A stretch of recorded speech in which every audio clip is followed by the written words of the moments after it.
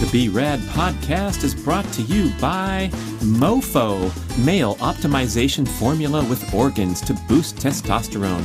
Brad's Macadamia Masterpiece, mind-blowing nut butter blend now available on Amazon.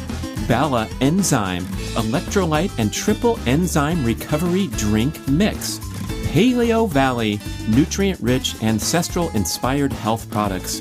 By Optimizers, performance supplements like magnesium, probiotics, and more. And B-Rad Whey Protein Super Fuel, coming soon. Stay tuned for details. And please visit bradkearns.com to check out my personal selection of favorite products for health, fitness, and peak performance with great discounts for listeners. And here we go with the show. The cumulative effect of the training load would break me down at a certain point because my body gave out. But if you're an amateur and you decide to fast for 14 days because you read a book about fasting and said it's really healthy, that's going to be likely excessive amount of stress. We evolved to thrive and survive brief extreme stressors and then lots of downtime. I want to talk about the best magnesium supplement from By Optimizers. Did you know that magnesium is believed to be one of the most widely deficient micronutrients, that it's involved in 600 different enzyme reactions in the body, and that 75% of modern citizens fail to get enough from their diets? This is due to depleted soil, missing the truly magnesium-rich foods, and stressful lifestyle patterns depleting magnesium levels. It's definitely one of the most important supplements, and By Optimizers has a sensational product called Magnesium Breakthrough, the only organic full-spectrum magnesium supplement that includes 7 unique forms of magnesium for stress relief and better sleep. Visit magbreakthrough.com/Brad and you get an incredibly informative page on how the product will benefit you and the best ways to use it. You'll also save 10% on that page or by using the code BRAD10 at checkout. Try the product with a full money-back guarantee from By Optimizers. Visit magbreakthrough.com/Brad or use the code BRAD10 at checkout. Hi, listeners. It's time to talk about the somewhat unpleasant but very important subject to understand, and that is overtraining. Yes, you are hearing from an expert in many ways. Hopefully, I can convey some important information to you and help you prevent some of the pitfalls and suffering that I endured in my career, particularly as a professional triathlete pushing the very edges of peak performance and endurance training, and even today trying to manage my athletic goals in my higher age groups and do the right thing and not make the mistakes, both simple and complex, that can happen and set you back and defeat the purpose of all your devotion to fitness, especially as we emerge from the very small segment of the population that's interested in elite peak performance. And for the rest of us, we're doing this for recreational purposes and hopefully promoting things like overall general health and longevity.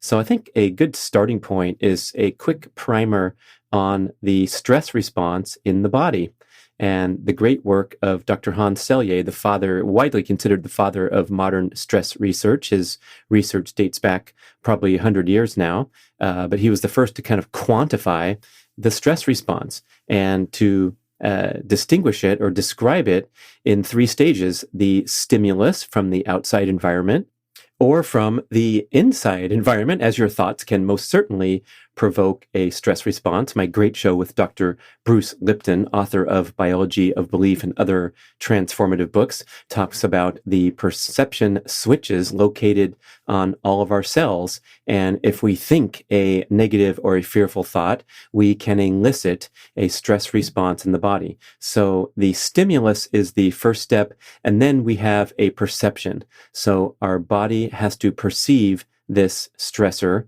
and it perceives it in different ways, right? Being called upon to speak in public is widely regarded as the number one fear of most people, but then some people relish it, and so it won't, the perception of being called upon, surprised to come up and speak in front of 1,000 people, will have a different response, and that is the third stage. So we have stimulus, perception, and response. And the response is where we get the flooding of the bloodstream with stress hormones in the familiar example of the fight or flight response. And all this is controlled by something called the HPA axis, the hypothalamic pituitary adrenal axis. That's where we begin the process of manufacturing the hormones, neurotransmitters, chemicals that enter the bloodstream as part of the stress response. So what we have essentially on the HPA axis is a feedback loop that's responsible for the body's reaction to environmental stimuli of all kinds. It's a very complex chain reaction.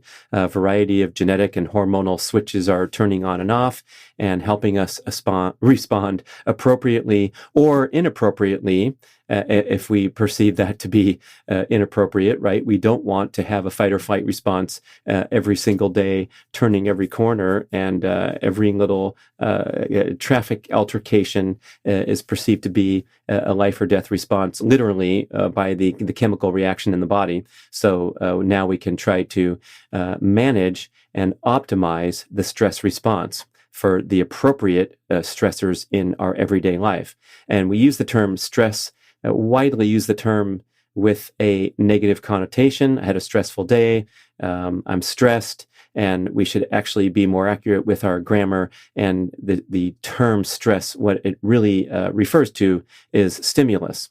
And stimulus can be perceived as both positive or negative. And so a stressor can be something that we widely regard as a positive event, or it can be a negative, disappointing, upsetting event. Okay, so if you look at charts on the internet ranking the most stressful events in life, you often see things like marriage, starting a new job, moving to a new town, ranking up there highly at the very top of the most stressful, or replace stressful with stimulatory events in life. Hopefully your wedding day is a happy occasion. Who knows? Sometimes when you have those premonitions, maybe it's not a great day. Maybe it's incredibly stressful, but you get my point here, especially with moving to a new town, starting an exciting new job, heading off to college for the first time.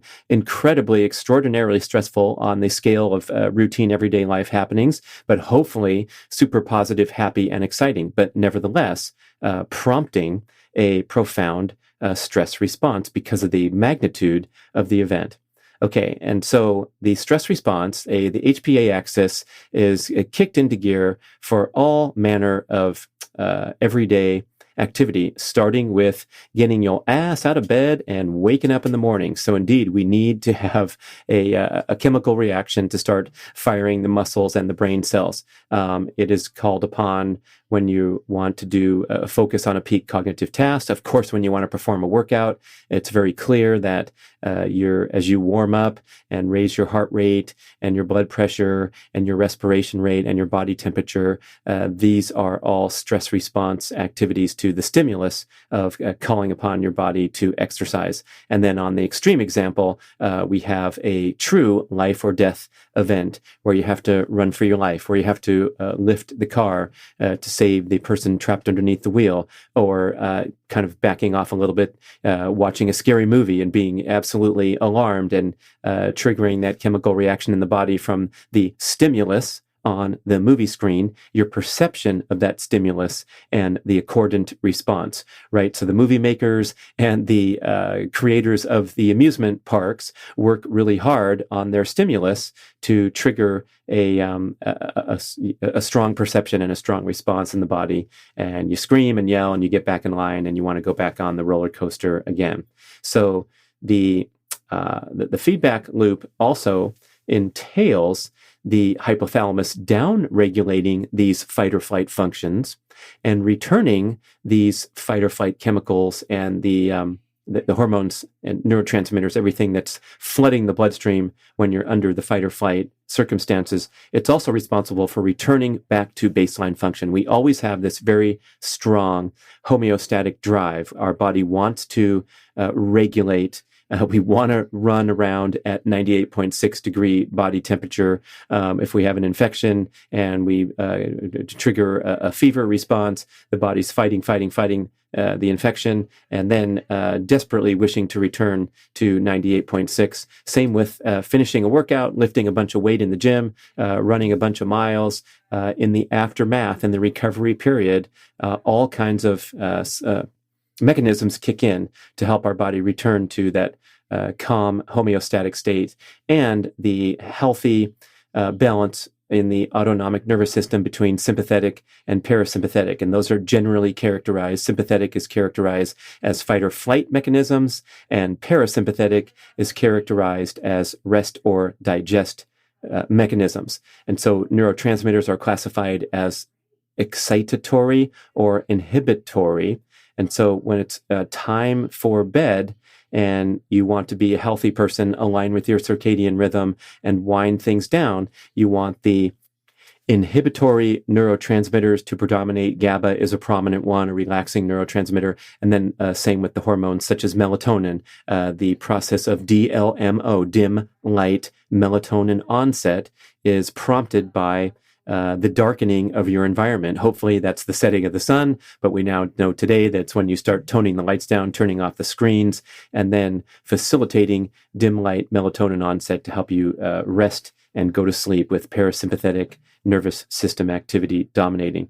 So that is the setup, because the important thing here is how we manage this wonderful tool of the fight or flight response. It allows us to perform magnificent athletic feats and get through busy days and handle stresses and crises and take final exams and operate on patients and argue the case in the courtroom and all these fantastic things. This is what makes us go and makes us tick. And when you are sick, burnt out, exhausted, you realize when you're not sharp, the fight or flight response is not working well, and you feel pretty blah. You can't focus, you can't concentrate, you have no energy, you can't exercise. And so the correct management of the fight or flight response is the essence of a healthy, productive life.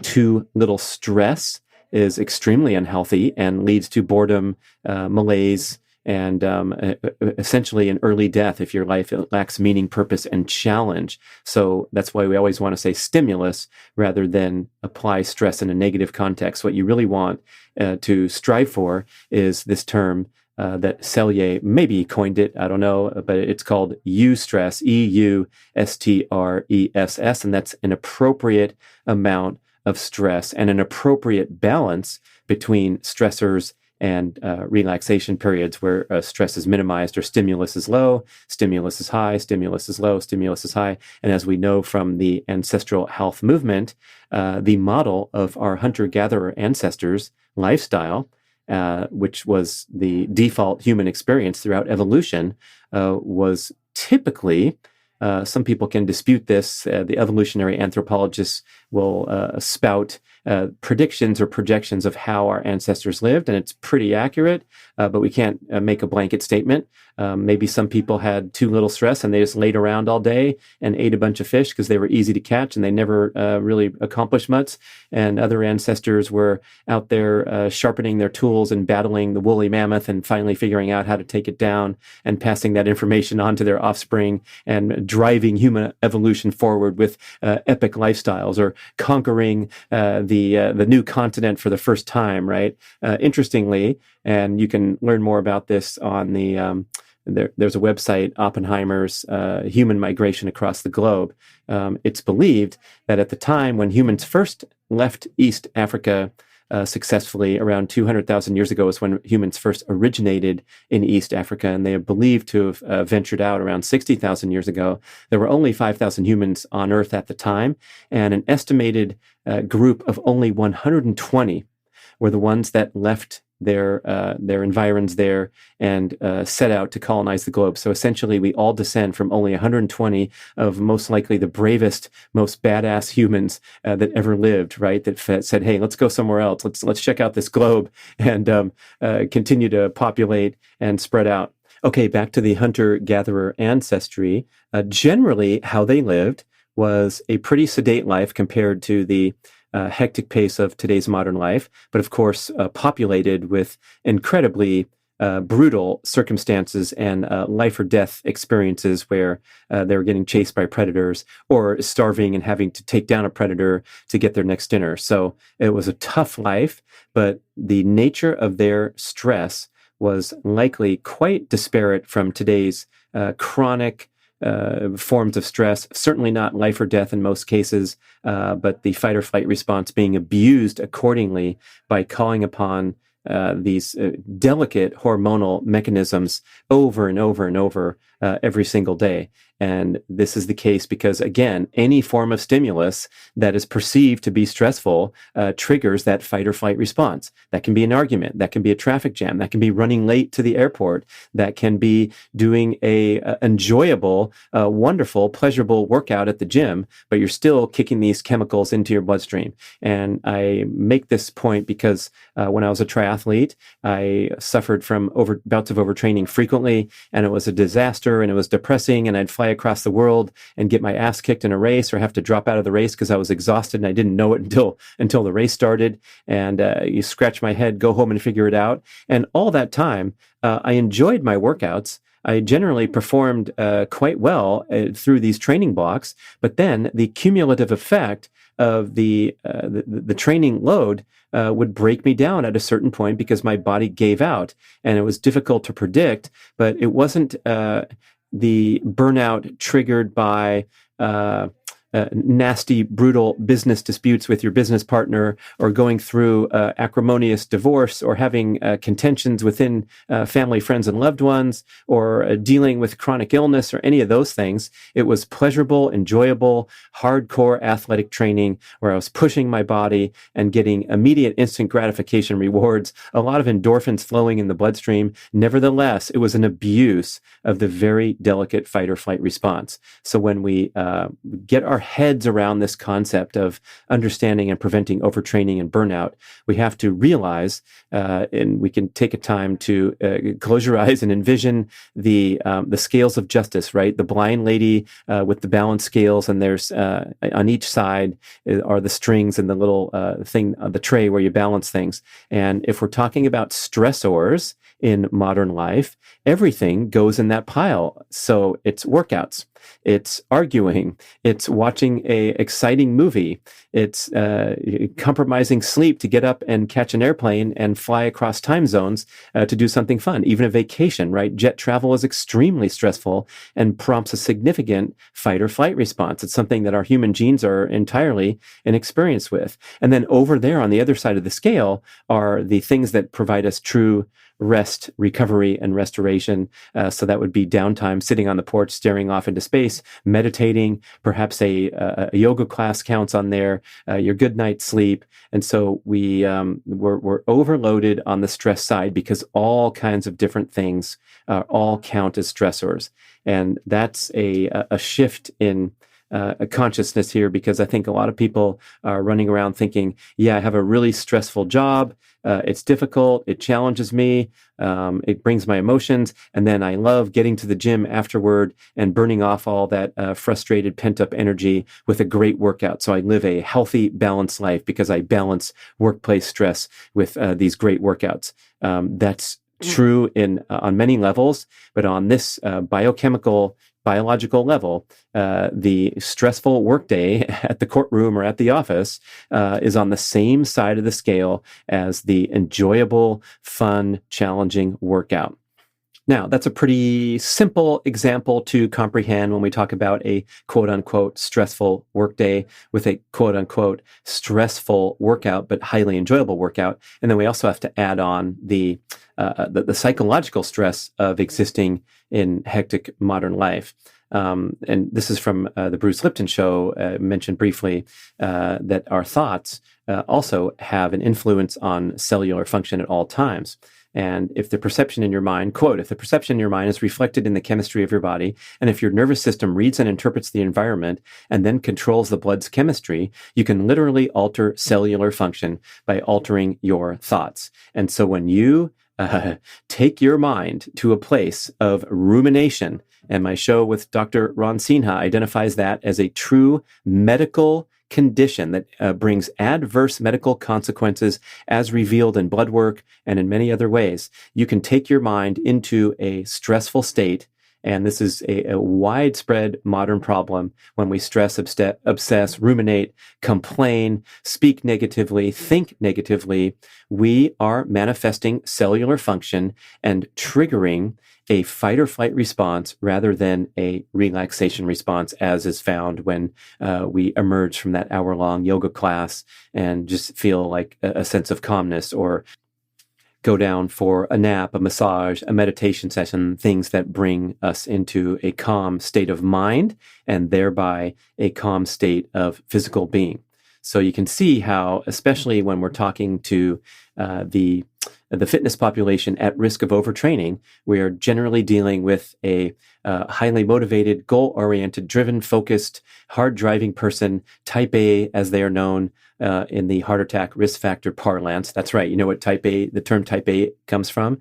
It's a category of elevated heart disease risk. So if you call yourself a type A proudly, let's rethink the origination of that term. Not so pleasant. Okay. So when we're driving and achieving and taking on the day and doing, making the most of every day, we are a high stress creature. And this is greatly disparate to the ancestral lifestyle and the hunter-gatherer lifestyle, which was a lot of walking around. If we know anything from modern-day hunter-gatherers, and they, of course, provide a wonderful window into our ancestral past, they do a lot of walking around. They're gathering. They're doing low physical demand tasks, but very busy all day. And then once in a while, they have the true fight or flight, life or death challenges. Okay, so we understand now that positive and negative experiences both count as stimulus or stress, and we're striving for this state of being described as eustress. And eustress, the appropriate amount of daily stressors, makes you stronger and more resilient for future stressors, and also gives meaning and purpose and significance to your life, right? So going through college and staying up with all your classes and passing your final exams is no picnic, and it can be a difficult, challenging, overly stressful, right? When I say stressful, however, you emerge with a vast body of knowledge and experience that you can leverage and continue to progress and grow as a person.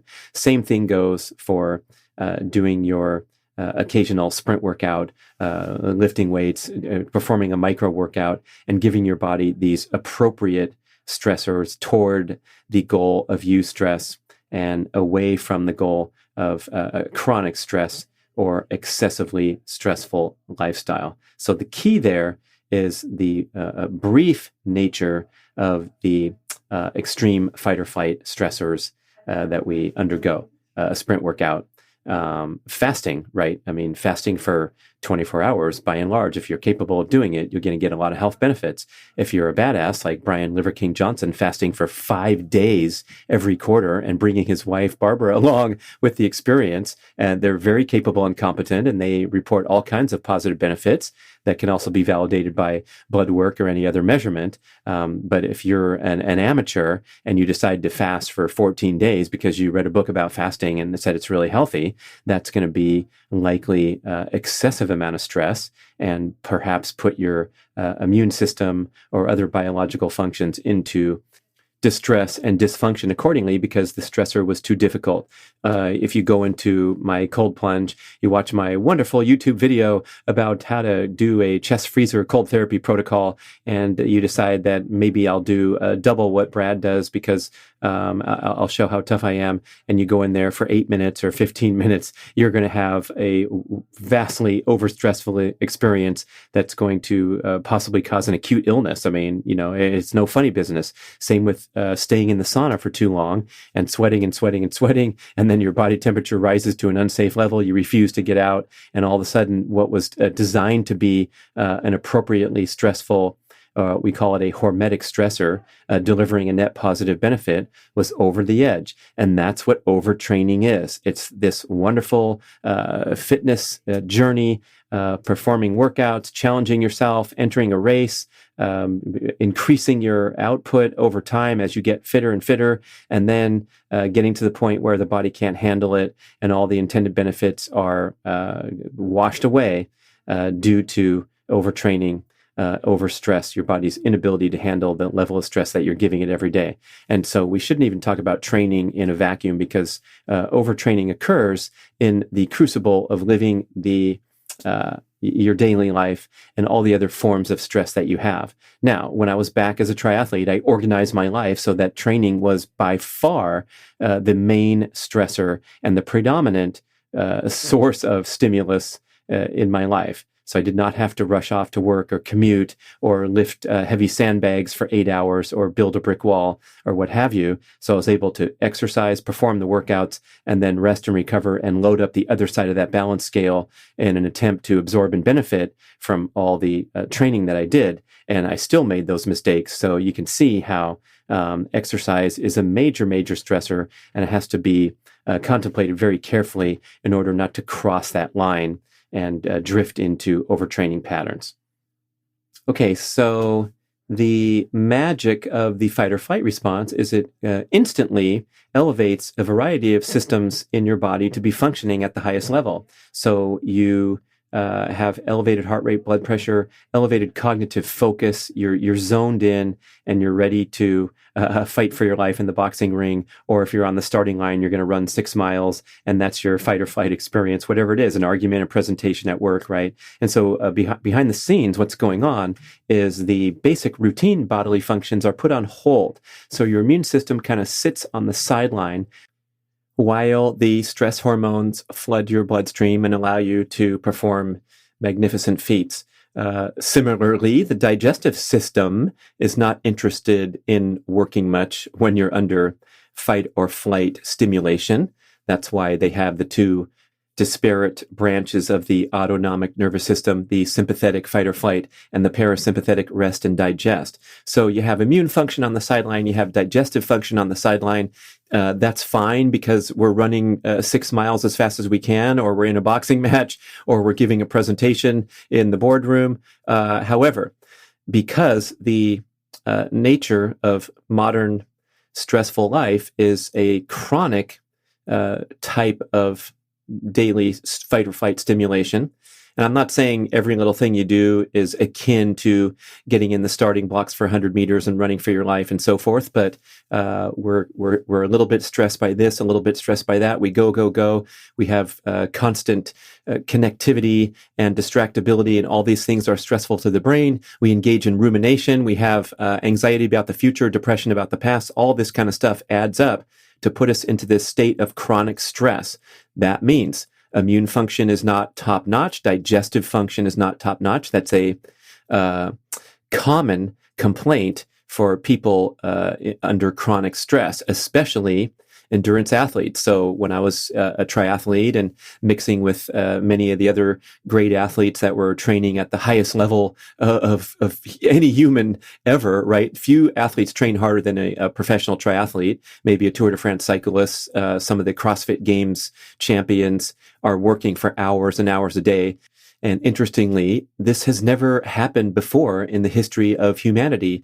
Yes, our immediate ancestors toiling in the factory for 8 hours, the distant ancestors, the hunter-gatherers, having a really difficult and challenging life and migrating across Europe during the Ice Age, that was tough. But as far as the physical caloric output, Dr. Tommy Wood, I believe, cited a stat that the modern extreme elite athlete is working somewhere 6 times as hard as any type of ancestral experience. And so we're really pushing the cutting edge, and that means problems with digestive function, immune function, and all these wholly modern conditions, such as chronic fatigue and hormonal adrenal problems, thyroid problems that are the humans just pushing the limits and behaving in a manner that's extremely disparate to our genetic expectations for health. So to repeat and going back, why did I talk about our ancestors so much? What does it matter what their day was like? This is how we evolved. We evolved to thrive and survive brief extreme stressors, and then lots of downtime and gentle daily movement that's not considered highly stressful or needing to stimulate the fight or flight response. Other gnarly stuff happens under chronic stress, and that is an excess of oxidative stress caused by burning the dirty burning fuel of glucose, rather than when you're exercising and living in a nice stress balanced manner, you're going to be preferential for fat burning. And the burning of fat utilizes mitochondria. Those are the energy producing powerhouses located in most cells throughout the body, and they help you burn fuel cleanly. So takeaway, I don't want to get too scientific, and if you're getting a little drifty here, remember that fat is a clean burning fuel, where carbohydrate is considered a dirty burning fuel because it generates more oxidative stress because it's able to be burned in the cell without the use of mitochondria. It bypasses this beautiful Krebs cycle graph because it can be burned more quickly.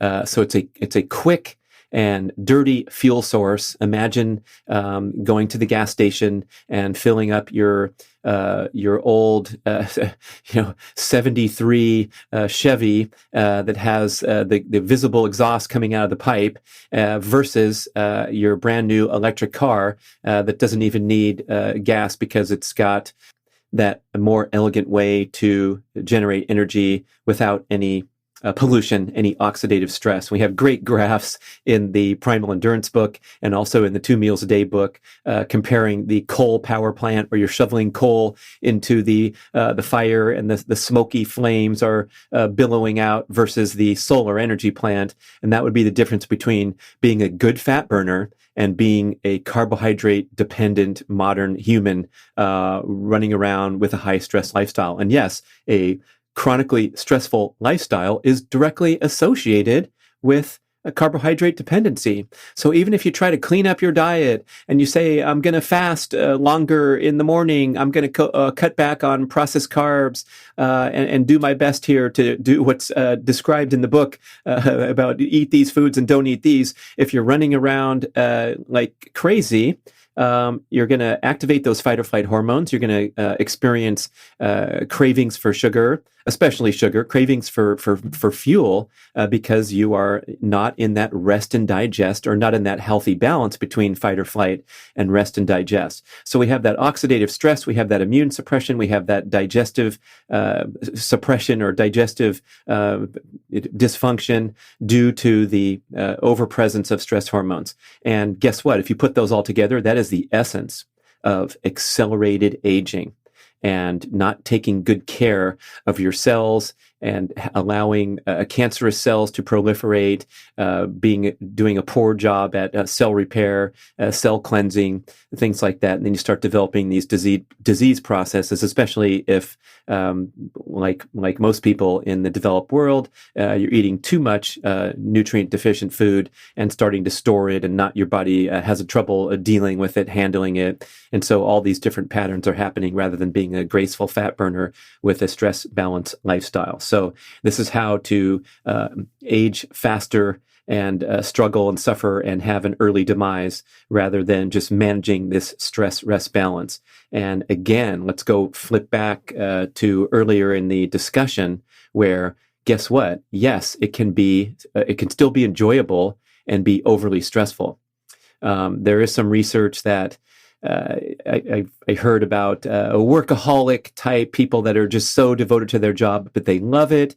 They thrive. They're highly productive. And by and large, they have good longevity and good health consequences, even though from the outside it might seem, gee, they work 12 hours a day, 6 days a week, and they're still healthy. And so if you have a positive attitude and you love it and you work really hard, or you have a passion for something that takes a lot of energy, it can absolutely support your health. But what we're talking about here is this common condition of an overly stressful career experience and an overly stressful athletic experience. I would contend that the overtrained athlete is probably not having as much fun as the athlete who is optimizing stress and rest balance. And I can reference my triathlon experience where I was trying very hard to compete and do well and improve. And boy, when I got overtrained, it was a huge ass bummer, because going out there and putting up slow times and getting your butt kicked in the race and then being fatigued and having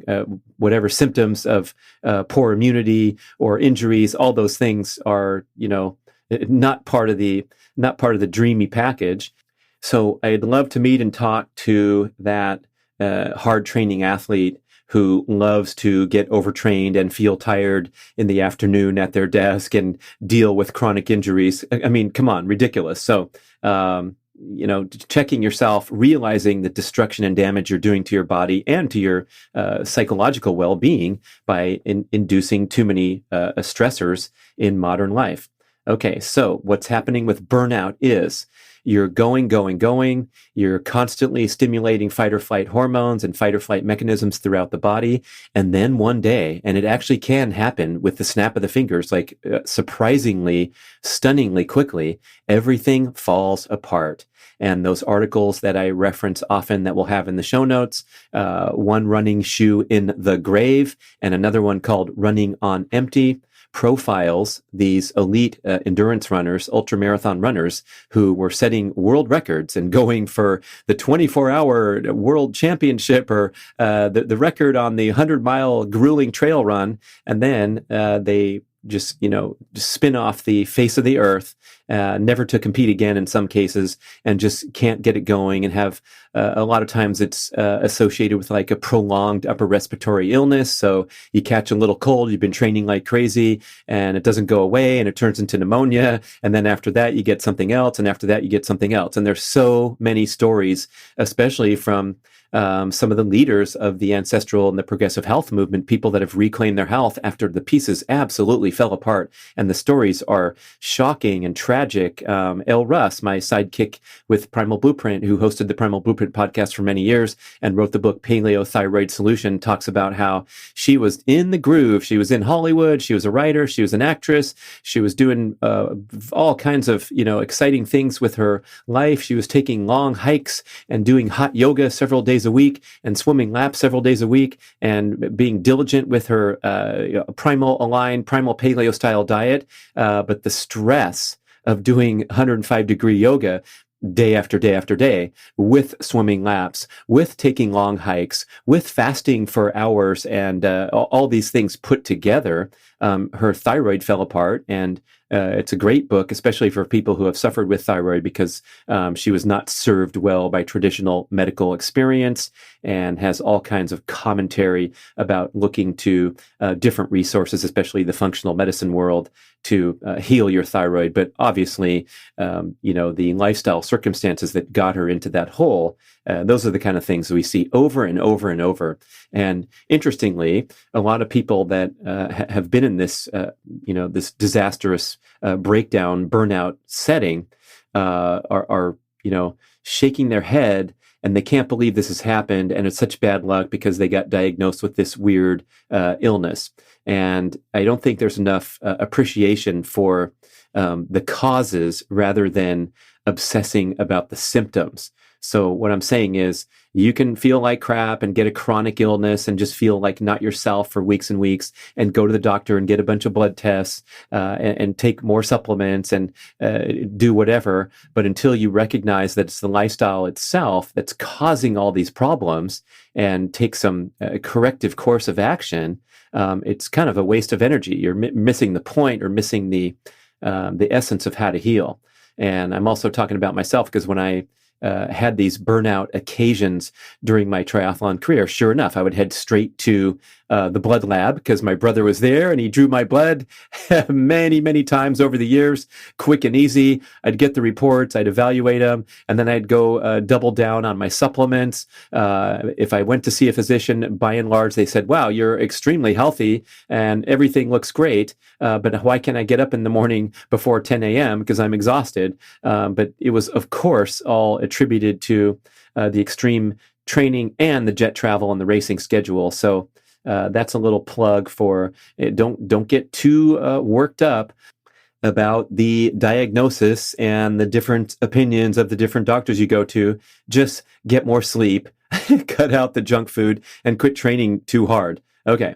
So burnout is when all the wheels fall off. And what's happening here is that these very, very delicate fight or flight hormonal mechanisms and genetic switches have just collapsed, and they can no longer produce even normal baseline levels of critically important stress hormones, such as cortisol. So we talk about cortisol in the negative context all the time. Too much cortisol, that's the preeminent fight or flight hormone that is the driver of gluconeogenesis. Gluconeogenesis, that is the conversion of amino acids into glucose. Typically what that entails in an overly stressful pattern is you're stripping lean muscle mass into glucose so that you can burn this dirty fuel all day long due to your overly stressful lifestyle circumstances. So this excess of cortisol is when you're wired, jittery, you're not hungry because you're dealing with a personal or family crisis for weeks on end. You're going through, traumatic periods and you can't sleep that well, yet you wake up wide awake in the morning and you jump into gear. And so this is this artificial high driven by chronic overproduction of stress hormones in the bloodstream. And then on the flip side, when you crash out from burnout, you're not even producing the baseline healthy level of cortisol, which means without that driver of energy, alertness, and metabolism, you have a difficult time waking up in the morning.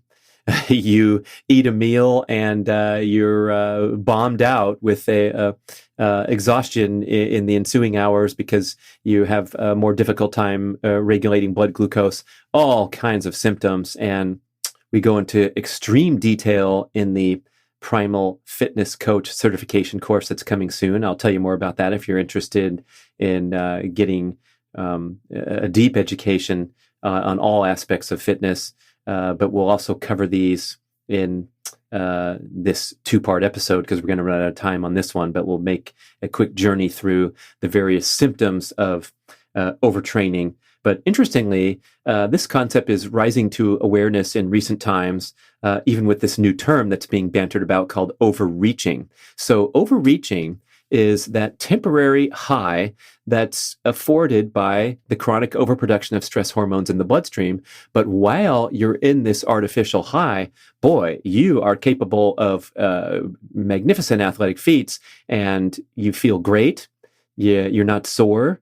You wake up the next day, you can do it again. And so this temporary cloud nine is the wonderful performance-enhancing effects of the cortisol shower. In fact, the final chapter of Primal Endurance is titled The Cortisol Showerhead.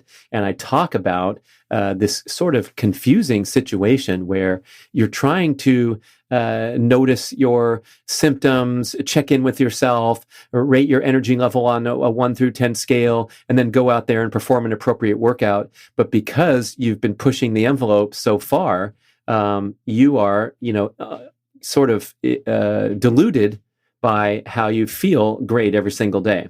And for example, I say you wake up, you're not sore, you feel loose and supple, and that's because your muscle groups are chronically inflamed. Chronic mild inflammation is going to make you feel nice and snappy and flexible. Same with the alertness and high energy throughout the day. That's because your metabolic function is upregulated. Perhaps the gluconeogenesis is kicking in to bring you that steady supply of glucose rather than what you feel when you're slightly or significantly burn out, which is that difficulty maintaining energy, mood, cognitive function, and blood sugar levels. I contend that world records across the board in a variety of, especially the endurance sports where these chronic training patterns are so common, world records are set by people in this temporary state of overreaching. I remember having a conversation with Olympic running legend Frank Shorter, who won the gold in 72, the silver in 76 in the marathon, was credited with helping to kick off the running boom. And I was talking to him one time on an airplane flight. He was a commentator on the triathlon circuit, and this incredible streak of performances was happening right at that time in the early 90s from this New Zealand runner named John Campbell. And I think he still has the records if you look him up. When he was 43 years old, he was running at the elite level in the marathon, competing for the overall win in big races like New York and Boston. I think he got fourth in Boston at the age of like 43. And he was, running all these records on road races like no one had ever seen a 40-plus endurance runner perform. And I said, Frank, what about this guy? Man, he's incredible. And he says, here's my prediction. He will disappear from the face of the earth pretty soon because there's no way anyone can sustain that type of performance and the training required to turn in a 2:12 marathon. I believe that was his record. That was just mind-boggling for a 40-plus guy to do. No one can sustain it. And so he's borrowed time. He's burning the candle. And sure enough, he was gone and stopped competing on the world stage soon after his amazing record binge. Hey, is that a necessary or a acceptable trade-off? Probably so, right? I mean, it's a world record. He's not out there for the longevity gold medal of racing for 20 more years after a long career. But I think it's for all of us in the recreational realm who are trying to promote overall general health and especially longevity, we have to be very, very careful to not drift anywhere near the overtraining patterns and the burnout symptoms. And so you can take corrective action really nicely when you have a greater understanding and a greater awareness for what some of these symptoms are, especially the overreaching symptoms, right? So maybe you feel abnormally great after your 2-week high altitude training camp where you slept in the bunk and were up running at the crack of dawn. You're away from your normal everyday life and your other responsibilities, and you're just pushing your body really, really hard. And you still feel great when you get home. However, you can reasonably and intuitively conclude that perhaps you were engaged in an unsustainable block of training, and it would be really smart and sensible to back off even though you feel great. And boy, that I contend is the ultimate level of sophistication of an athlete, being able to govern their competitive instinct and even their day-to-day sensations with some reasonability and strategic critical thinking to say, well, I've been feeling great for so long, it's time for a month off, that kind of thing. And you don't hear that come out of highly competitive driven, goal-oriented people's mouths very often, do you? Okay, so that is going to be a nice part one of the overtraining discussion. And in part two, we're going to go down the list. Let's see, I got 15 symptoms of impending doom. We could call that overreaching. And then I got 12 symptoms of true overtraining and burnout. Pretty much these are all extremely obvious, right?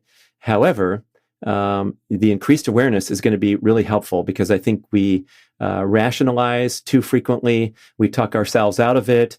that competitive instinct kicks in again and again, where maybe you went out the door with good intentions, like, I'm just going to pedal my bicycle on the pedestrian trail today and get some blood flowing in my legs for recovery. And then you're out there dressed in your fancy, tight-fitting Lycra on your expensive bike, and some goof passes you on the left wearing sneakers on a cruiser bike or whatever. And of course, you can't let that happen. There's too much ego and pride involved with some goof passing you on the bike trail. So you give chase or pass by, and then all of a sudden the pace of your intended recovery workout is increased into the zone of medium training session. And that kind of stuff can add up and, end up in chronic patterns when you have that unwillingness to back off. All right. Thank you for listening. Share your own comments, feedback, question, podcast@bradventures.com. And I look forward to getting further into this matter in part 2 of this overtraining show. Bye-bye. Da-da-bum-bum-bum-bum. Hey listeners, I discovered an awesome new electrolyte and triple enzyme powdered drink that's going to knock your socks off. It's called Bala Enzyme, and it comes in a convenient little pouch of bright orange powder that you pour into water for the ultimate electrolyte and antioxidant drink. It's simple, convenient, and yes, the orange tint comes from a potent serving of turmeric along with a clean and diverse assortment of enzymes and electrolytes, and a perfect taste that's not fake or too sweet.